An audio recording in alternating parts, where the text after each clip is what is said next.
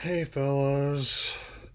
First I know that I want to get you out my nostalgic rating original Animaniacs as well as my next Pokemon Sun and Moon Ultra Vintage Vlogs.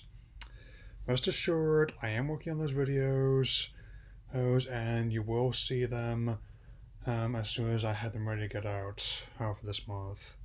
So to lead off December, I thought I would give you my first impressions on the second season of HBO's His Dark Materials, which is based on the fantasy novel series seen by Philip Pullman, which is a co-production with the BBC.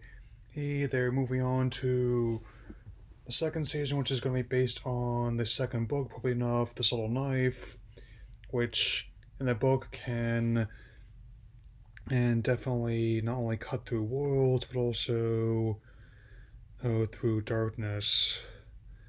So I just saw episode 3, so I'm going to give you my impressions.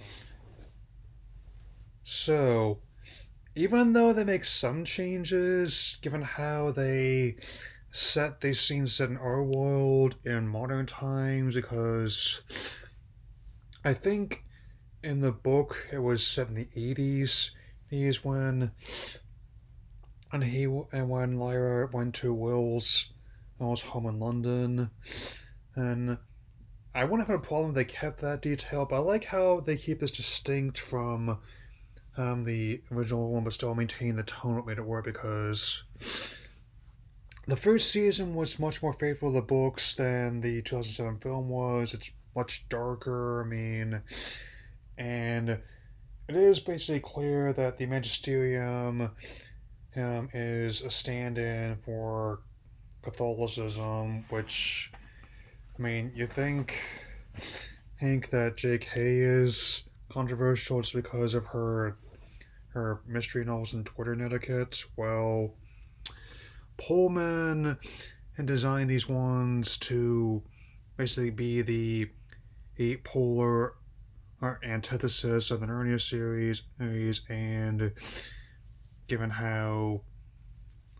and there would basically given how the Subtle Knife and the Amber Spyglass, respectively, a even though they still toned down Lot and Golden Compass, aka Northern Lights, they wouldn't have been able to adapt the other two books amongst the same changes they made without angering a large part of the fan base.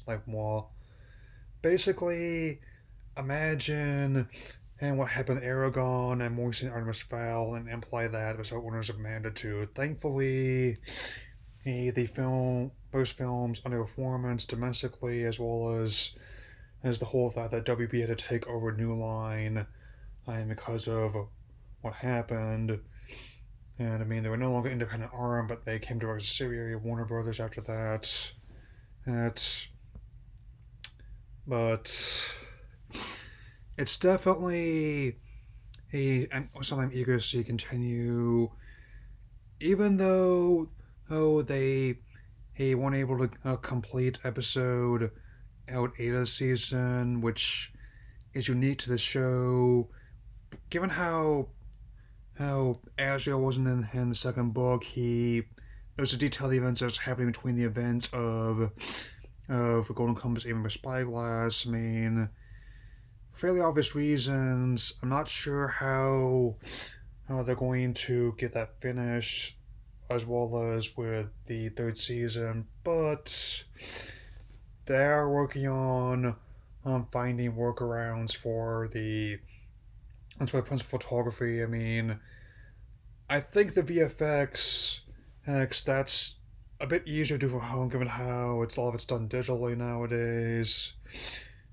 So I certainly hope that they can keep up the quality of the season. So I'll definitely tend to keep up with the show as I work on getting my HBO Max account set up before WD4. I definitely want to see that in the theater potentially.